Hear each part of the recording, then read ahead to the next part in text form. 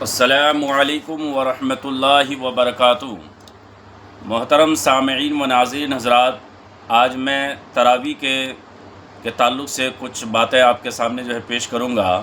سب سے پہلی بات تو یہ کہ آج کل دیکھا یہ جاتا ہے کہ 6 پارے سن لیتے ہیں اور 5 دن میں وہ قرآن مکمل ہو جاتا ہے، تو اس کے بعد لوگ کیا کرتے ہیں، تراویح اس کے بعد بزنس اور کاروبار میں لگ جاتا ہے، تراویح کی نماز تک بھی نہیں پڑھتے۔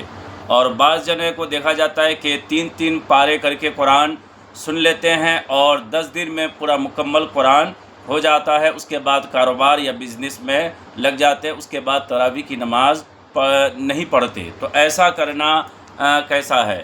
تو یاد رکھیں کہ یہ 6 پارے کر کے جو قرآن پڑھا جاتا ہے اور 5 دن میں قرآن مکمل ہو جاتا ہے، تو اس سے قرآن مکمل ہوتا ہے، تراویح کی نماز مکمل نہیں ہوتی، چونکہ تراویح کی نماز یہ سنت موقدہ ہے۔ یہ پورے رمضان کے راتوں میں، پورے رمضان کے اگر مہینہ جاتا ہے تو 29 رات، یہ پورے 29 راتوں میں یہ تراویح کی نماز مرد عورت سب کے لیے سنت موقدہ ہے۔ اگر مہینہ 30 کا آ جاتا ہے تو پوری 30 رات میں تراویح کی نماز پڑھنا مرد عورت سب کے لیے سنت موقدہ ہے۔ اس کا چھوڑنا جائز نہیں ہے، اور ایک مرتبہ چھوڑنے پر عتاب ہے، اور بار بار چھوڑنے پر کہ عادت کر لینا یہ اس پر مستحق عذاب ہے، چونکہ یہ سنت موقدہ ہے اور سنت موقدہ کا حکم یہی ہے۔ تو یاد رکھیں کہ اگر آپ کو کوئی کاروبار کرنی ہے، بزنس کرنی ہے، تو تراویح کی نماز با جماعت یہ سنت موقدہ علی الکفایہ ہے۔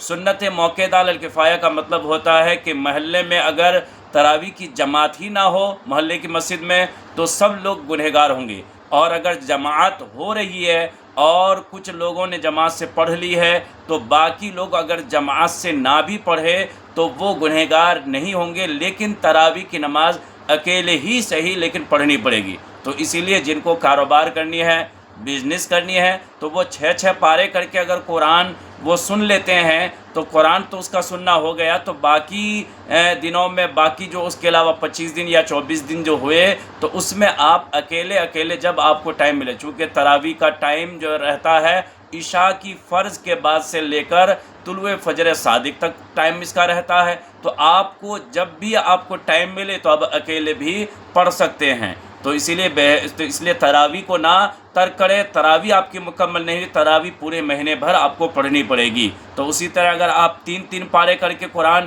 آپ نے سنات کی، سماعت کی، اور 10 دن میں قرآن مکمل ہو گیا، تو اس کے علاوہ 20 دن یا 19 دن جو بچتے ہیں تو اس میں بھی آپ اکیلے ہی صحیح لیکن آپ کو پڑھنی پڑے گی۔ اگر نہیں پڑھیں گے تو یہ سنت موقدہ کا ترک کرنا ہوا، اور سنت موقدہ کا ترک کرنا یہ جائز نہیں ہے۔ چنانچہ یہ صحابہ کرام، خلفائے راشدین نے اس پر مداومت کی ہے، یعنی ہمیشہ اس کو پڑھتے، اس نماز کو پڑھی ہے، تو لہٰذا اس کا ترک کرنا درست نہیں۔ میرے نبی صلی اللہ علیہ وسلم کا فرمان بھی ہے کہ لوگوں، تم پر میری سنت اور خلفائے راشدین کی سنت کو اپنے اوپر لازم پکڑ لو۔ چنانچہ یہ تراویح کی نماز کی شروعات کب سے ہوئی، یعنی باجماعت ادا کرنا؟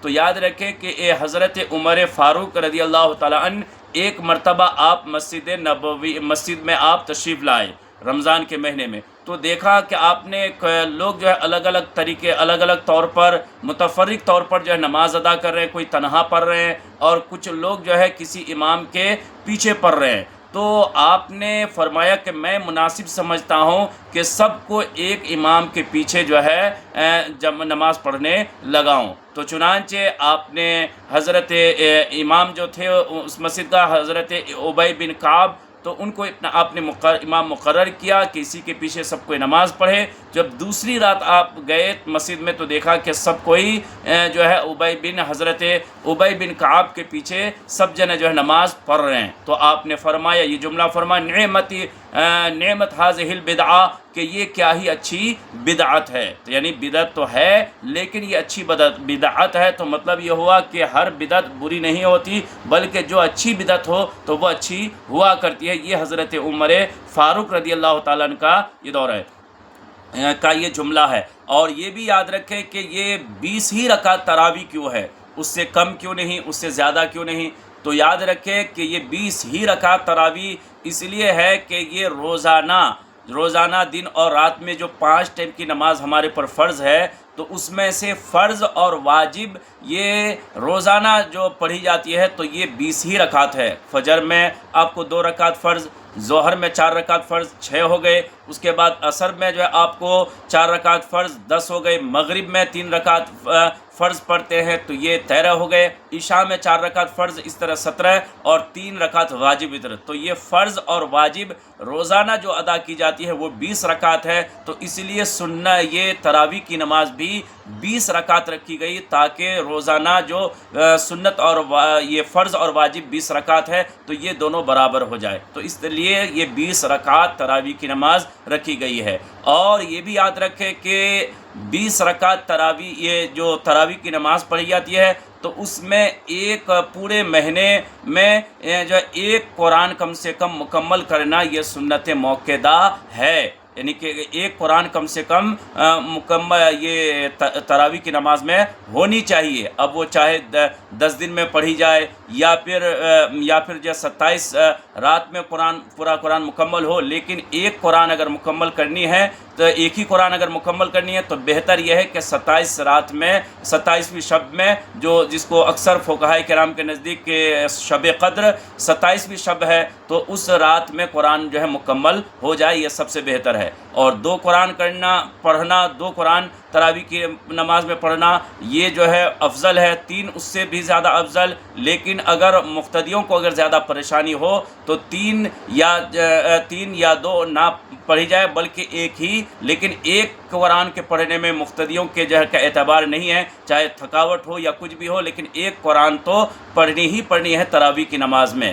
تو اسی لیے یاد رکھیں کہ تراویح کی نماز سنت موقدہ ہے، اس کا ترک کرنا، اور مرد عورت سب کے لیے سنت موقدہ ہے، اس کا ترک کرنا چھوڑنا یہ جائز نہیں ہے. تو جو بھی 6 پارے کر کے 5 دن میں قرآن مکمل سن رہے ہیں یا 3 پارے کر کے قرآن مکمل وہ سن لے رہے، تو قرآن آپ کا سننا مکمل ہوا، تراویح کی نماز پورے مہینے بھر پڑھنی ہے. تو اسی لیے اگر جماعت سے اگر آپ پڑھ سکے کاروبار کی وجہ سے تو آپ اکیلے بھی پڑھ سکتے ہیں، چونکہ تراویح کی جماعت سنت موقدہ علی الکفایہ ہے. یعنی کچھ لوگ اگر آپ کی مسجد میں جماعت سے پڑھ لیتے ہیں تو باقی لوگوں کے ذمے سے جماعت جو ہے ساکت ہو جاتی ہے. یعنی نہ بھی اگر جماعت سے پڑھے تو بھی جو ہے ان کو جو ہے کوئی گناہ نہیں ہوگا. تو اسی لیے پیغام یہی ہے کہ رمضان المبارک کا مہینہ عبادت کا مہینہ ہے، اس میں یہ نیکیاں کمانے کا جو ہے مہینہ ہے. تو اس لیے وہاں جہاں فرض کا ثواب 70 فرض کے برابر کر دیا گیا، نفل کا ثواب اور فرض کے برابر کر دیا گیا، تو اتنا عظیم الشان مہینہ جب آیا ہے تو ہم نے چاہیے کہ تراویح کی نماز، چونکہ یہ سنت موقدہ، اس کو کسی بھی حال میں ترک نہ کریں بلکہ پورے مہینے بھر تراویح کی نماز پڑھتے رہے. یہی اس کا پیغام ہے. السلام علیکم ورحمۃ اللہ وبرکاتہ.